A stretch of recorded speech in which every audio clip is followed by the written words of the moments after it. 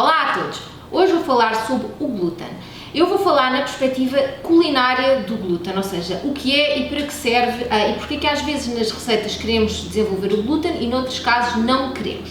Não me vou, portanto, pronunciar sobre a questão das alergias, das intolerâncias ou da doença celíaca ao glúten. É mais uma perspectiva culinária sobre este instrumento, não é bem um ingrediente, mas este instrumento que nós usamos especialmente na pastelaria e na padaria. O glúten vem essencialmente do grão de trigo.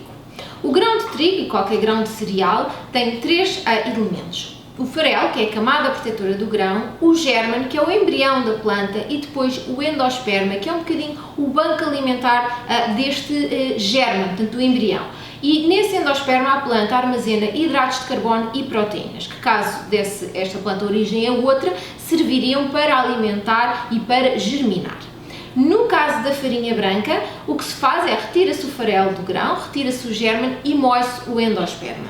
E assim, na farinha branca ou refinada de trigo, temos hidratos de carbono e proteína. Só uma nota que em farinha integral moe-se também o farelo e o gérmen, mas eu vou-me focar essencialmente aqui na farinha branca, que é onde há mais desenvolvimento do glúten. Portanto, estava eu a dizer, na farinha existe então proteína e hidratos de carbono. No caso do trigo e suas variedades, e quando eu digo variedades, espelta, camute, existem duas proteínas, a gliadina e a glutenina. E estas proteínas existem mais ou menos em partes iguais e quando combinadas com água, elas formam uma matriz elástica que é o glúten. E aposto que já está aí alguém do outro lado aos saltos a dizer mas o trigo não é o único cereal com glúten. De facto não é. O centeio e a cevada também têm glúten, mas têm um teor muito mais baixo do que o trigo e para efeitos na cozinha não reagem da mesma maneira. E daí eu estar-me a focar essencialmente no trigo, que é o cereal que tem o maior teor de glúten e com o qual nós podemos fazer determinado tipo de produções, como por exemplo o pão. A gliadina e a glutenina, elas têm funções diferentes. A gliadina dá extensibilidade e a glutenina elasticidade. E se pensarmos nisto, elas são forças opostas, porque elasticidade é a capacidade de a massa resistir, não é? Portanto, resistir à forma que lhe queremos dar, ou aguentar a estrutura que lhe queremos dar. E extensibilidade é justamente o oposto, é a massa não oferecer resistência ao que lhe estamos a fazer. No trigo, porque existe em partes iguais a gliadina e a glutenina, temos um equilíbrio quase perfeito para podermos então fazer, e o exemplo mais óbvio, pão, que nós conseguimos trabalhar e fazer a forma que queremos, mas ao mesmo tempo a elasticidade dá a resistência para que a massa aguente essa forma. Claro que isto dito assim é tudo um bocadinho abstrato, proteínas, hidratos de carbono. Então eu fiz uma experiência.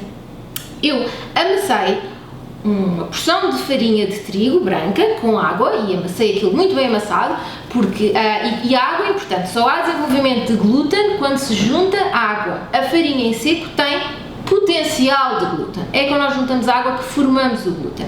E amassei muito bem amassado, porque o glúten também só se desenvolve ou por agitação, portanto o ato de amassar a ação humana, ou até só pelo decurso do tempo, mas normalmente quando amassamos aceleramos um bocadinho o processo. Portanto amassei aquilo muito bem amassadinho e depois lavei em água corrente e o que é que isso fez? Lavou a massa, não é esse pedaço de massa, do amido, dos hidratos de carbono, que são solúveis em água e portanto desapareceram. E o que sobra é a parte proteica, é o glúten, que eu tenho aqui e que é assim elástico e que uma pessoa até estica e quase que ele estica e ele não parte, não rasga. O glúten bem desenvolvido, claro que eventualmente se der muita força rasga, mas à partida conseguimos esticar e fazer quase ali aquele efeito translúcido, podemos quase ler através do glúten. E é esta a magia do glúten e é por isso que nós conseguimos fazer pão e quando se começou a trabalhar com a farinha de trigo foi tão revolucionário este efeito, porque se a gente tiver uma farinha que não tem estas propriedades, juntamos água, amassamos e fica denso e desagradável, não fica com aquela textura arejada. O exemplo típico, como eu já disse, do que é o glúten e para que serve é justamente o pão. E aliás, muita da arte de fazer pão é saber trabalhar este glúten e de alguma forma controlar o seu desenvolvimento, porque, como eu disse, pode ser desenvolvido às vezes só por deixar a massa descansar ou pelo facto de se amassar. Mas é esta contradição de forças, não é? A extensibilidade e a elasticidade que tornam a farinha de trigo tão especial. E noutros cereais isto não acontece exatamente da mesma maneira, porque não têm as mesmas proteínas na mesma quantidade ou exatamente iguais. Outra coisa aqui, só uma nota, é que, por exemplo, o seitan, que é uma proteína muito consumida pelos vegetarianos, é 100% glúten, portanto, é esta massa elástica que depois é cozida e depois então tem 100% proteína, e é isso que é usado muitas vezes até em substituição da carne. No pão, a gente quer muito glúten, claro, porque é que aquela massa cresça durante a fermentação, não é? Nós incorporamos ar dentro da massa e queremos que essa estrutura aguente o ar lá dentro, não é? E, portanto, é importante ter aquela elasticidade do glúten. Mas quando estou a fazer um bolo, eu não quero nada disso, eu quero que o bolo seja tenrinho e que seja molinho, não será bem a palavra, mas queremos que seja, não é, macio, não queremos aquela coisa que queremos no pão, aquela resistência da massa. Daí, quando se fazem bolos, muitas vezes há a nota, a seguir a juntar-se farinha, não se mexe muito a massa, porque não se quer desenvolver o glúten. Dito isto, há alguns ingredientes que interferem com a formação e com o desenvolvimento do glúten. A primeira é a água, como eu já disse, sem água não há glúten, mas se pusermos demasiada água, também não se vai conseguir formar o glúten, porque o que acontece é que estas proteínas começam a unir-se, a formar uma matriz. O meu marido goza sempre comigo que eu faço este gesto, mas é mais ou menos isto que acontece se virmos ao microscópio, são várias ligações, quase como se tivéssemos um grupo de elásticos unidos. Se houver demasiada água, estas proteínas não conseguem fazer isto.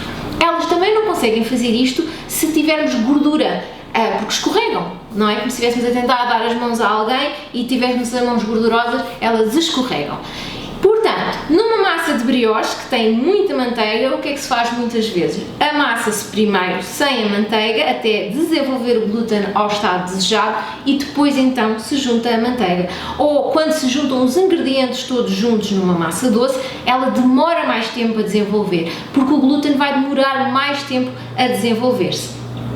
O açúcar também acaba por ter interferência nisto, porque o açúcar atrai água, é higroscópico, e quando juntamos açúcar a uma massa, ele de certa forma vai competir pela água disponível nessa massa com as proteínas que estão, com a gliadina e a glutenina que estão a formar glúten. Portanto, só também uma ideia, às vezes há até quem não adicione logo açúcar à massa e adicione mais tarde, porque a água é fundamental. Isto, outra coisa, eu falei no farelo, na farinha integral, que tem farelo. O que acontece? O farelo é assim áspero, não é? Quando uma pessoa às vezes até compra o farelo sozinho, é assim áspero. Corta estas ligações do glúten, portanto esta matriz que se forma começa a ser cortada.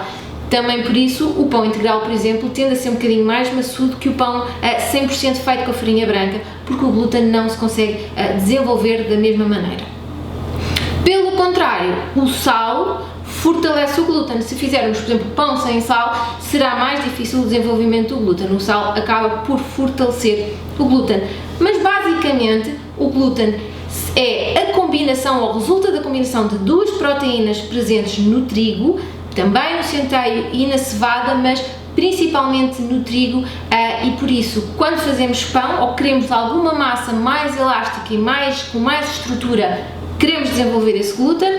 Quando queremos uma coisa mais no sentido de ser fofinha, queremos desenvolver pouco o glúten. Portanto, quando juntamos bolos, mexer pouco, quando fazemos pão, amassamos mais. E basicamente é isto.